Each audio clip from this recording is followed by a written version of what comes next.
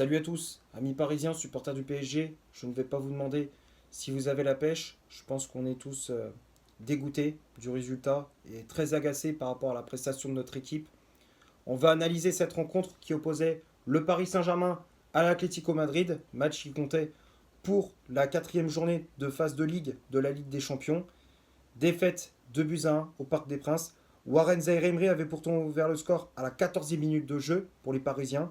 À la 18e, Molina égalise pour les Colchoneros et à la 93e, André Correa arrache les 3 points pour les visiteurs. Et avec ce résultat, le club de la capitale concède sa deuxième défaite dans Ligue des Champions, deuxième défaite de la saison, toute compétition confondue.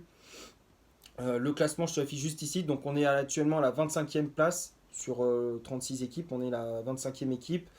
On est dans la partie de l'élimination directe de la Ligue des Champions, hein, donc c'est pas bon du tout. Là, il faut absolument rectifier le coche, hein, on n'est absolument pas dans la position qu'on doit être. Euh, ouais, c'est vraiment alarmant. Il faut que les joueurs se remettent en question. Il faut que Luis Enrique se remette en question également dans ses choix de joueurs, ses choix tactiques également. Il faut absolument une remise en question de la part même de toute l'équipe.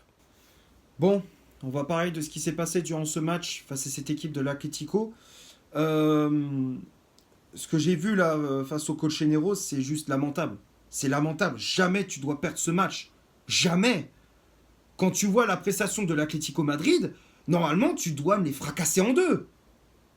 Ils ont rien fait du match. L'Atlético, ils ont rien montré offensivement. C'était d'une pauvreté. C'était d'une pauvreté. Jamais tu dois t'incliner. Surtout à domicile, devant tes supporters. T'as pas le droit à ce niveau-là.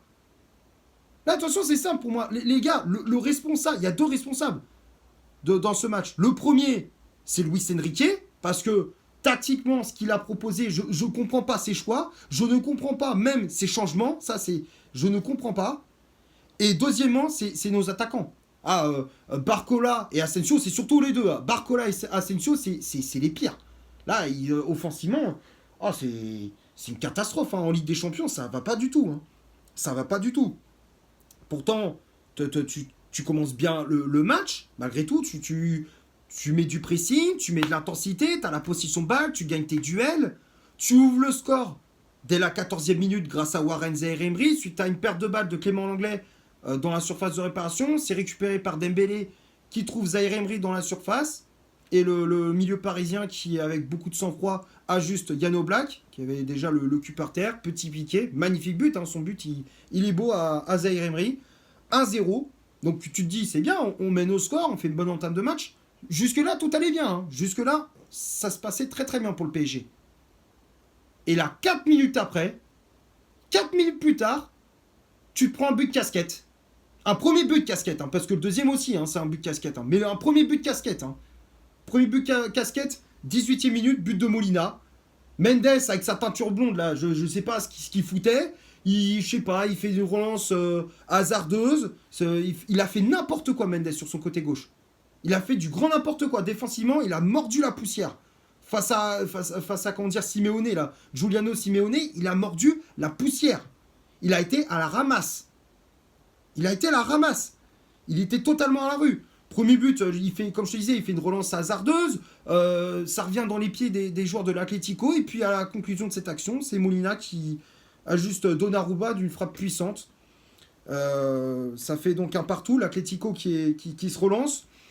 Paris Saint-Germain qui, même si ils se sont encaissés un but, voilà, on reprend le contrôle du jeu. L'Atlético qui, on connaît la tactique, hein, c'est on défend, on bétonne à mort derrière et dès qu'on récupère le ballon, on part en contre-attaque. C'était ça hein, durant le match. Hein. Bloc bas contre-attaque. Hein. Encore contre-attaque, il n'y en a pas eu des masses pour l'Atlético. Mais voilà, en tout cas, c'est tactiquement. Enfin, tu voyais que offensivement, c'était pauvre. Défensivement, bah voilà, ils ont mis le bus. Mais il y a comment dire, Paris qui n'y arrive pas. Enfin, en fait, on a la possession de balle, mais il n'y a pas de prise de risque. En première période, on a la possession de balle, on gagne duel et tout, mais dans la finition, dès qu'il faut frapper, dès qu'il faut conclure nos actions, il n'y a plus personne, il n'y a pas de prise de risque. À chaque fois, dès qu'on aborde la surface, hop, on repasse en arrière, on repasse sur les côtés à gauche, on repasse à droite, on repasse à gauche, ça fait que ça. Ça fait que ça. En première période et même en deuxième période aussi. En deuxième période, c'était exactement la même chose. Donc à la mi-temps, il y avait un partout. Deuxième période, c'est pareil. Paris qui a la possession de balle, on essaye de mettre ce deuxième but, mais on n'y arrive toujours pas. Barcola, on ne le voit pas. Asensio, fantomatique. Fantomatique, Asensio, qui est censé être le faux numéro 9, qui décroche, qui est censé créer des espaces pour Barcola et Dembélé. Il a rien fait du match, hein, Asensio. Il a été nullissime. Barcola, pareil, hein, sur le côté gauche. Alors, ok, en Ligue 1, il flambe, pas de problème. Barcola, moi je l'aime bien, Barcola, c'est un très bon joueur. Comment dire, en Ligue 1, il fait le taf, hein, c'est le meilleur buteur du championnat. Là, il n'y a pas de problème. Mais en Ligue des Champions, il doit montrer un autre visage. Il doit être plus, comment dire, il doit être plus agressif, il doit montrer plus de caractère. Là, il s'est fait bouffer sur son côté gauche, Bradley Barcola. Il s'est fait littéralement bouffer. Il a perdu quasiment tous ses duels. Et après, comment dire, les minutes passent. Luis Enrique fait des changements, ça j'ai pas compris. Les changements de Luis Enrique, il attend toujours les 10 dernières minutes, les 15 dernières minutes pour faire ses changements. T'attends les 10 dernières minutes pour faire rentrer Désiré Doué à la place de Dembélé, tu fais rentrer Canguilhi à la place d'Asensio au faux numéro 9, tu sais très bien que ça fonctionne pas. Et tu fais rentrer Kolo Muani, Fabien Ruiz. Alors eux, tu sais très bien que tu t'attends à rien. Voilà, fallait pas s'attendre à des miracles. Quand tu voyais Kolo Muani, Fabien Ruiz rentrer, il fallait pas s'attendre à des miracles. Et à force de gâcher. De toute façon, je m'en doutais, les gars, hein, de ce match. Hein. J'en étais sûr qu'on allait s'encaisser le deuxième but. C'est pourquoi?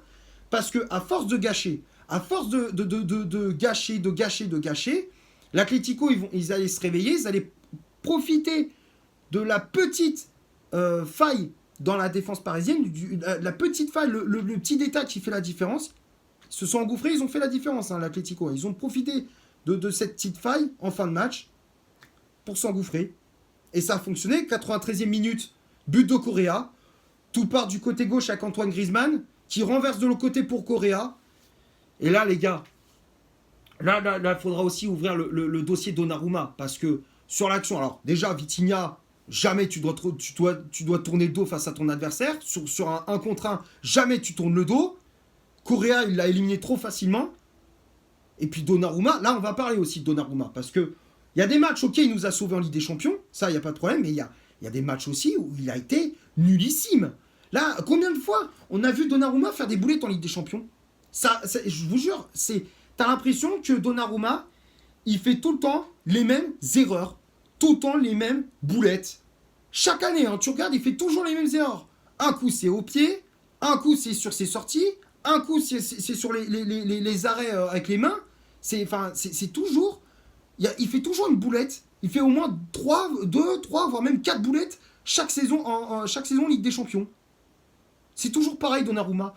J'ai l'impression que Donnarumma, pour moi, il a pas le niveau pour être en Ligue des Champions. Enfin, pour moi, il n'a pas le niveau d'un grand gardien. Il n'a pas l'âme, il n'a pas l'attitude d'un gardien de niveau Ligue des Champions. Je vais te dire, même par exemple, un gardien comme Yann Oblak, même s'il n'est pas à l'aise au pied, sur la ligne, il est impeccable. Sur les lignes, il est impeccable, Yann Oblak. Et tu regardes, je peux te citer n'importe quel gardien en Ligue des Champions, il est bien meilleur que Donnarumma. Marc Maignan, qui tu veux, Alisson, Ederson de Manchester City, n'importe, hein, je peux te citer n'importe quel gardien, ils sont 10 fois meilleurs en Ligue des Champions que Gigio Donnarumma. Voilà. Donc le Donnarumma, merci, au revoir. À un moment donné, moi je pense qu'il ne faut pas le prolonger. Prochain mercato, il faut le vendre. Et recruter un gardien qui est vraiment décisif sur sa ligne et décisif dans les grands matchs. Voilà, tout simplement. Donc défaite face à Atlético, 2-1. Mais voilà, en tout cas, Luis Enrique, il faut qu'il se remette en question, comme je disais, et les joueurs aussi. Il faut une remise en question de tout le monde. Même la direction, Luis Campos sur le prochain mercato, les secteurs, il faut se renforcer. Faut absolument une remise en question de la part de tout le monde. Maintenant, on va passer à la composition d'équipe que Luis Enrique a alignée pour ce match. Le 11 de départ se affiche juste ici, donc l'entraîneur espagnol qui a aligné un 4-3-3, comme d'habitude, avec Gigio Donnarumma dans les cages. La charnière centrale, c'était Marquinhos associé à William Pacho. Marquinhos qui avait le brassard de capitaine. Les latéraux, Achraf Hakimi à droite, Nuno Mendes à gauche. Le milieu de terrain, Vitinha positionné en 6. João Neves et Warren Zaïre-Emery en relayeur. Et le trio d'attaque avec Ousmane Dembélé, ailier droit. Bradley Barcola, ailier gauche. Et en pointe, enfin en faux numéro 9, l'Espagnol Marco Asensio. Les changements effectués par l'entraîneur parisien, donc comme je disais, on a vu l'entrée de Fabian Ruiz à la place de João Neves au milieu de terrain, l'entrée de Randal Kolo Muani à la place de Warren Zaïre-Emery, Kangin Lee qui est rentré à la place de Marco Asensio, et pour finir, l'entrée de Désiré Doué à la place de Ousmane Dembélé. Que dire sur cette compo? C'est toujours la même chose. En Ligue des Champions, tu vois les failles du Paris Saint-Germain, que ça soit sur le front, enfin, tu vois qu'il manque un vrai neuf. Alors, on le voit, on sait très bien, il manque un vrai buteur, un joueur qui est capable de planter au moins un but par match. On a Gonzalo Ramos, mais il est blessé, mais il faut aussi une doublure. Il lui faut un remplaçant. Et là, on n'a pas. C'est qui ton remplaçant? Kolo Muani. Kolo Muani, il est même pas foutu de planter un but face à une équipe de Ligue 1. Donc en Ligue des Champions, tu peux pas espérer grand-chose avec lui. Donc c'est ça les gars, en attaque c'est toujours les mêmes problèmes. Tu peux pas continuer avec des faux numéro 9, un coup tu mets Dembélé en faux numéro 9, un coup tu mets Asensio, un coup tu mets Kangin Lee, ça peut plus fonctionner. Ça peut marcher peut-être sur le temps d'un match, mais sur plusieurs matchs, ça peut pas fonctionner. Ça ne peut pas fonctionner. Donc là, comme je disais, il faut qu'on recrute absolument un vrai attaquant de pointe. Et voilà, comment dire, au milieu de terrain, pareil, il faut un vrai milieu défensif. On a vendu des Ugarte, on a prêté Gabriel Moscardo à Reims, mais je ne comprends pas pourquoi Luis Enrique ne l'a pas gardé, en tout cas en termes de profondeur de banc, parce que tu vois que c'est limité au milieu de terrain aussi. Fabien Ruiz, je suis désolé, mais il est naze. Avec l'Espagne, il est bon, mais avec le PSG, il est naze. Donc ouais, tu vois qu'il y a vraiment un manque dans la profondeur de banc. Tu vois que notre profondeur de banc est très très limitée. Très très limitée, tout simplement. Après, la composition d'équipe, c'est du classique, tout simplement. Voilà, j'ai pas grand-chose à rajouter. On va passer maintenant du côté des statistiques de cette rencontre. On va commencer par le Paris Saint-Germain. Les Parisiens ont eu 71% de possession de balle, 6 corners, 17 tirs au total, dont 9 tirs cadrés, dont un but. 2 hors-jeu de signalés du côté de l'Atlético. 29% de possession de balle, 0 corner, 4 tirs au total, dont 3 tirs cadrés. Un hors-jeu de signaler, donc quand on regarde les stats, une grosse domination du PSG dans la possession de balle, dans les occasions aussi, mais dans la finition, on n'y est pas. L'Atlético, pourtant, c'est d'une pauvreté offensivement, c'est très très pauvre ce qu'ils proposaient. Hein. Dans les circuits de balle, tactiquement, il y avait quasiment rien. Et pourtant, ils t'ont niqué. Ils t'ont niqué, et voilà, ils t'ont mis 2 buts. Sur 4 tirs, ils ont mis 2 buts, tout simplement. Ils ont fait preuve de réalisme, tout simplement. Ils ont gagné le match. C'est simple, hein, le football, des fois. C'est simple hein, quand ça joue comme ça. Même si c'est pas spectaculaire, mais en attendant, la preuve, là, ils ont été efficaces, là, Ketty, face au Paris Saint-Germain. On va finir la vidéo sur les tops et les flops de ce match. Comme d'habitude, je fais les affiches juste ici. Donc, dans les tops, j'ai mis que 6 joueurs. J'ai mis Hakimi, qui a fait un très bon match sur son côté droit. Défensivement, il a été très costaud, de bonnes interventions, qui a fait beaucoup de différences également sur le côté droit. Offensivement, il a fait beaucoup de différences. Il a combiné énormément avec Ousmane Dembélé. On a vu beaucoup de combinaisons avec l'ailier français. Très bon match de la part d'Hakimi, donc c'est pour ça que je le mets dans les tops. J'ai mis Pacho et Marquinhos. Les deux, ils ont été très très solides également. Notre charnière centrale, mis à part les 2 buts, voilà, dans l'ensemble, ils ont été très très solides. Hein. Marquinhos qui a fait un très bon match. Il a gagné quasiment tous ses duels. De l'agressivité, les relances, elles étaient propres. Pacho, pareil. Même si sur le premier but, il est un petit peu fautif. Mais bon, dans l'ensemble du match, ça reste correct. Il a fait quand même un très bon match, le défenseur équatorien. J'ai mis João Neves également dans les tops, qui a fait un match assez correct, qui a gratté les ballons, qui s'est projeté vers l'avant. Techniquement, c'est très très propre. Il s'est toujours démerdé pour faire la différence, dans la dernière passe, dans le dernier geste. Il a fait beaucoup de différence. J'ai bien aimé son match. Zaïre Emery aussi, qui a fait une bonne prestation au milieu. Et Ousmane Dembélé. C'est le seul que je mets dans les tops. Sinon, le reste, tout le monde a été mauvais. Donnarumma, je suis désolé, mais sur le deuxième but de l'Atlético, il doit la sortir. Je suis désolé, il la touche. En plus, le pire, c'est quand tu vois la frappe de Correa, il la touche. La main, elle doit être ferme. Quand tu sors la balle, elle doit être ferme. Tu dois la claquer. Jamais tu dois la détourner dans tes buts. Là, Donnarumma, il fait une grosse faute de main. Et voilà, Donnarumma, je suis désolé, mais là, on voit que ça commence à faire beaucoup les boulettes en Ligue des Champions. Mendes aussi catastrophique sur son côté gauche, même si Luis Enrique l'a demandé de rester assez bas, jouer limite des troisième défenseur central quand on a la possession de balle. Mais même défensivement, il a été mauvais. Il a mordu la poussière face à comment dire, Giuliano, enfin comment il s'appelle, Simeone, là, le fils de Diego Simeone, l'entraîneur, là, je crois que c'est Giuliano Simeone. Il a mordu la poussière. Il a mordu la poussière. Sur le premier but, il est fautif, il fait une relance hasardeuse. Et offensivement, bah, même quand on voyait en fin de match, il montait un petit peu plus, mais sinon, c'est pauvre. Ce qu'il proposait, c'est pauvre offensivement. Donc ouais, Mendes, je le mets dans les flops.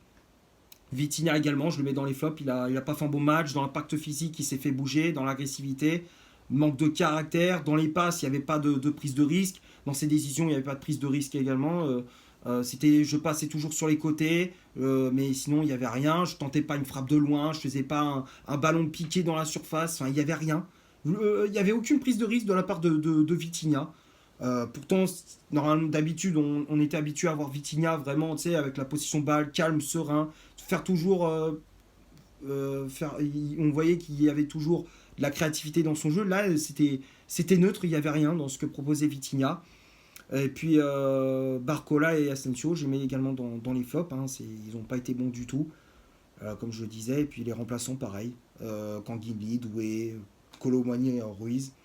Non, même les changements, ils n'ont rien apporté. Enfin, les remplaçants, ils n'ont rien apporté dans le jeu parisien. Je pense avoir fait le tour pour ce Paris Saint-Germain Atlético Madrid. J'espère que malgré tout que le débrief vous aura plu. Si c'est le cas, vous laissez un énorme like, tu t'abonnes, tu n'hésites pas à me dire dans les commentaires ce que tu as pensé du match et de mon débrief. Partage la vidéo sur les réseaux sociaux, Facebook, Instagram. Tu connais la chanson. N'hésite pas à faire un tour sur mon compte Insta. Je te l'affiche juste ici. Et d'ici là, portez-vous bien. On se retrouve pour un prochain débrief. Ciao.